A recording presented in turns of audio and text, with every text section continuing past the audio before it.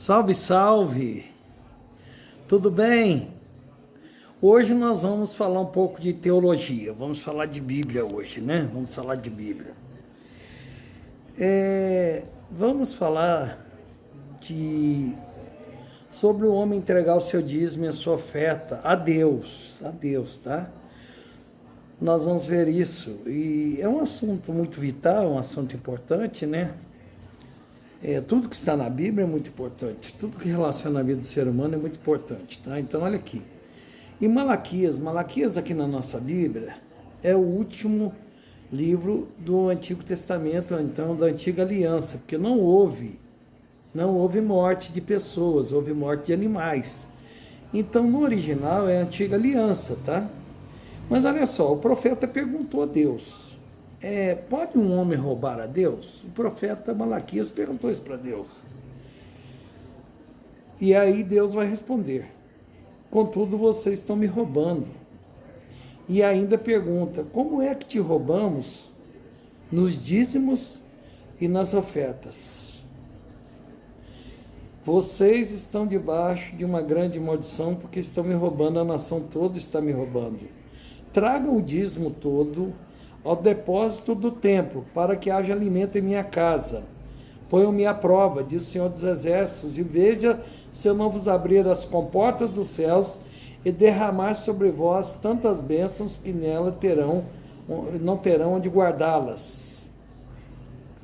Impedirei que pragas devorem suas colheitas, e as videiras nos campos não perderão seu fruto, diz o Senhor dos Exércitos. Até aqui tá bom. Vamos lá. Primeira pergunta, para que Deus criou o dízimo?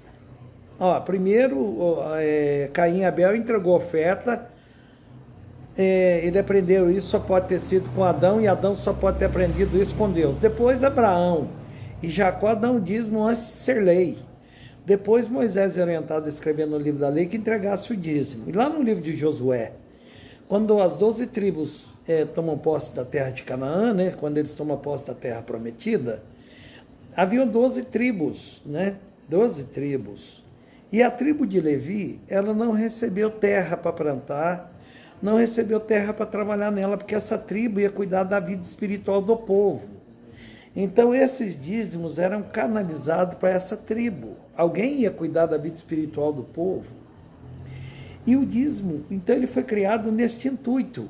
E aí, no Antigo Testamento todinho, tem histórias magníficas. No livro de Neemias, quando restaurou, né, o muro e o Esdras, né, restaurou lá o templo, ele restaurou as câmaras, porque os dízimos, as pessoas não tinham espécie ainda, né? A pessoa entregava, era o que ele plantava, né? Se ele recebia 10 sacas, se ele colhia 10 sacas de arroz, ele entregava uma saca de arroz, né? A palavra dízimo vem de 10ª parte. Muitos também confundem esse assunto. E aí, o que aconteceu? Neemias ia lá na Pérsia, trabalhava por Artaxerxes, quando voltava, às vezes demorava a vir, quando voltava estava em desordem de novo, havia casamento misto. E o que aconteceu? O povo parou de dizimar. E aí os levitas tiveram que voltar a trabalhar com as próprias mãos. Todo mundo quer uma liderança com tempo integral. Todo mundo quer uma liderança com tempo integral. Mas essa liderança precisa receber os proventos. Ninguém tem dificuldade de pagar o médico, ninguém tem dificuldade de contribuir quando a pessoa é membro do partido político, ninguém tem dificuldade de contribuir num clube, ninguém tem dificuldade de comprar o seu pão, ninguém tem dificuldade de ir ao posto de gasolina, mas as pessoas têm dificuldade de entregar o seu dízimo e a sua oferta. E outra coisa, há um grande equívoco, né? As pessoas pensam que dão dinheiro para o pastor. Não dão para o pastor, não. Olha só, trazer o dízimo à casa do tesouro. Você entrega o dízimo para Deus. Quem chamou o pastor para ser pastor foi Deus. Se Deus o chamou, Deus vai sustentar com aquilo que é dele. E quando você entrega o seu dízimo na casa do tesouro, ainda que muitas igrejas precisa de uma organização social, precisa de fazer imposto de renda, precisa declarar, ainda que talvez seja isenta, mas os membros querem saber onde vão aquele dinheiro, só que aquele dinheiro não é dela mais, não é deles mais. Só que o brasileiro é aquele que dá e não dá. Já conheci maridos que diziam que o carro era da esposa, mas o recibo estava assinado lá no bolso dele. A hora que ele quisesse negociar, ele negociava. É uma coisa, dá e não dá. Nós fazemos isso com as pessoas. Nós queremos dar as coisas e falamos, você não pode dar isso para ninguém, então não foi dado. Olha, Deus nos deu a vida, nós estamos fazendo o que nós queremos. Um dia ele vai perguntar, mas ele nos deu ela com livre-arbítrio. E olha, Jesus não abominou, não acabou com o dízimo. E outra coisa, nesse texto de Malaquias, tem uma categoria de demônios que não sai com jejum e coração. Em Mateus 17, Jesus disse que tinha lá uma caixa de demônio no garoto, e ali o povo precisava jejuar e orar e ter fé, mas aqui ele diz que quando você entrega o dízimo e você entrega sua oferta, o Senhor repreende o devorador. E outra coisa, prosperidade é ausência de necessidade. Prosperidade não é quem ganha mais, porque dinheiro nunca dá. Prosperidade é quem gasta menos. Aquele que não gasta com farmácia, aquele que não gasta toda hora com médico, ele tem prosperidade. Aquele que não tem um filho especial, aquele que não tem um filho que fica tomando bomba. Já pensou? Mesmo num colégio municipal, estadual, perder um ano de escola? Ou vão passar de qualquer jeito? Nós estamos vendo uma turminha aí que foi passada e agora não é alfabetizada, né?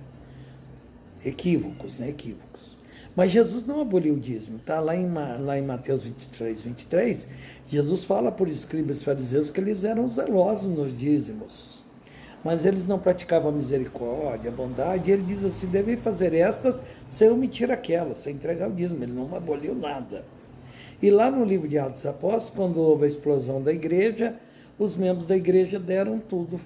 Ou você fica com o dízimo, ou você dá tudo. E quando você dá o dízimo, você gera a bênção sobre você e sobre os seus descendentes. Olha o que Davi diz no Salmo 25:37. Eu já fui moço, hoje sou velho, mas eu nunca vi um justo desamparado e nem a sua descendência a mendigar o pão. Quando você contribui, você abençoa você e a sua geração, seus netos, seus filhos. Um abraço, ficamos por aqui, tá?